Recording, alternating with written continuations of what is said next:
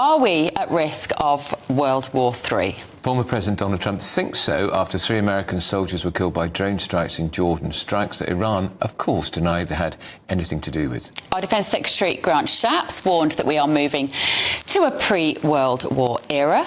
And last week, of course, the head of the British Army said we should be prepared to be for conscription, ready to fight Russia. That's right, and earlier the former chairman of the Defence Select Committee spoke to GB News. Instability continues to expand and escalate in the Middle East with more and more nations and non-state actors, some of these militant groups in Iraq and Syria participating as well. So we're all going to watch very carefully what the United States response will be. You see, I can just hear a lot of sort of hawkish warmongering from a lot of men that seem to be getting quite libidinous about this idea that we're heading towards World War III. And I think there are a lot of mothers at home dealing with teenagers who are seeing these things about conscription all over TikTok and all over social media. The kids are terrifying. Can we just dial it down, plees, at the moment? Well, there's an election in the United States, and that's going to be a big factor. There's going to be a lot more war talk from Trump and Biden will respond in some form to what's happened in Jordan. And there's definitely, you know, Donald Trump was there on interviews over the weekend saying, you know, we didn't have any wars when I was president. And he's got a point, because sometimes it takes the crazy, unhinged, unpredictable types like Putin and Kim Jong-un to be kept at bay by another crazy and unhinged and unpredictable type. Are you talking about Donald Trump? The next president of the United States? It might seem mad, but I think there's some truth in that. Let's talk to somebody who's not crazy or unhinged, or it wasn't last time I spoke to David Davis. David, there is all the fact we have got an election in the United States, and we've got one here, of course. Yeah. It's going to feed into this rhetoric, isn't it? It is, but that being said, I think he's got a point. Right. To be frank, I mean, I woke up about 4 or 5 weeks ago and thought exactly the same thing. In fact, it was Trump's election being announced or his winning of his primary being announced on the Today programme, and I thought, you know, I've never known in my adult life a time when the world's so unstable. And bear in mind, I've lived through Cuba, you know, the Cuban crisis. I was at parachute school when the Russians invaded Czechoslovakia. I thought I was going to be dead in 3 months. I mean, you know, so there's been a lot of times in the past. And the thing always to remember about all of this, however, is that world wars happen despite predictions, not because of them. They happen when things just go wrong in the wrong way. So you've got today the deaths of those American soldiers in Jordan, by Iran. You've got the Houthis, Iranian sponsors. Why are they bombing Americans in Jordan? I mean, what's that got to do with it?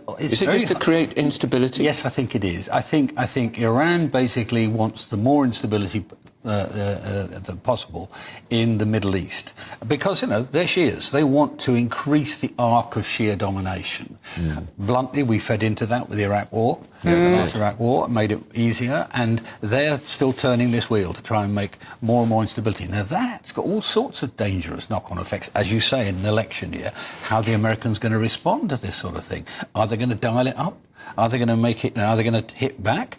In which case, you can see it going up another notch. So I think there's a point, and you're right about the war hawks, the sort of war horses like me. But they've got a point too, and their point is this: that after the fall of the Soviet Union, we claimed, quotes, the peace dividend. I always think it's a terrible metaphor.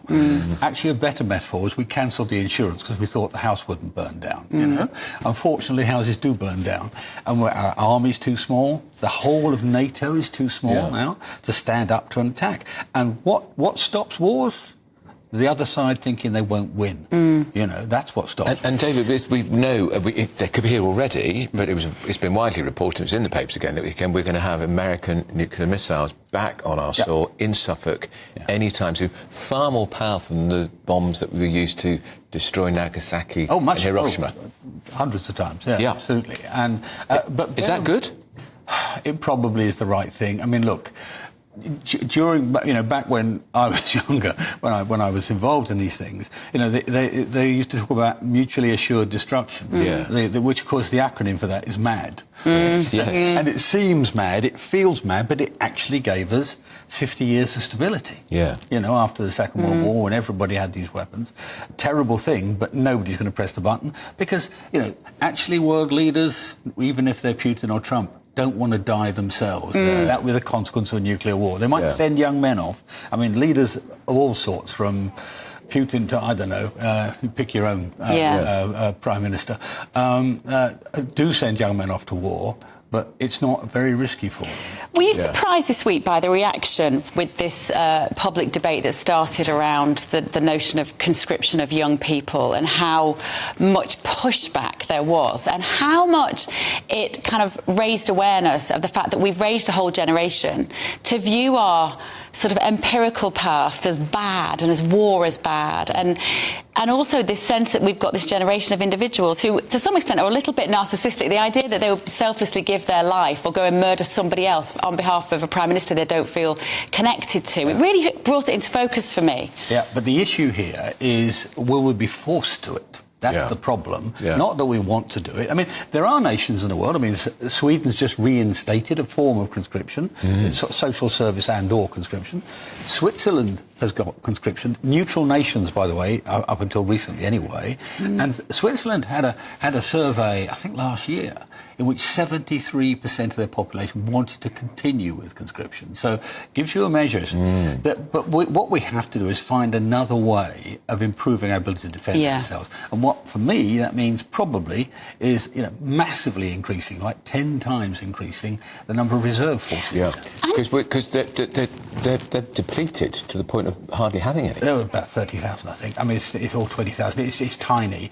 And, bear in mind, they only cost a quarter of what a regular soldier costs. But also diplomacy. Like, this is the one thing that's missing from a lot of this conversation around war at the moment is the idea that we've given up on diplomacy with some countries. We just don't bother now. We've all just got to tool up and just make them think we're bigger than them. No, I mean, diplomacy is important. I used to be a Foreign Office Minister. Diplomacy is massively important. But if you've got no force, you won't be able to exercise any diplomacy with the leaders of Russia, Iran, China, and so on. I mean, diplomatic activity will not stop the Chinese invading Taiwan.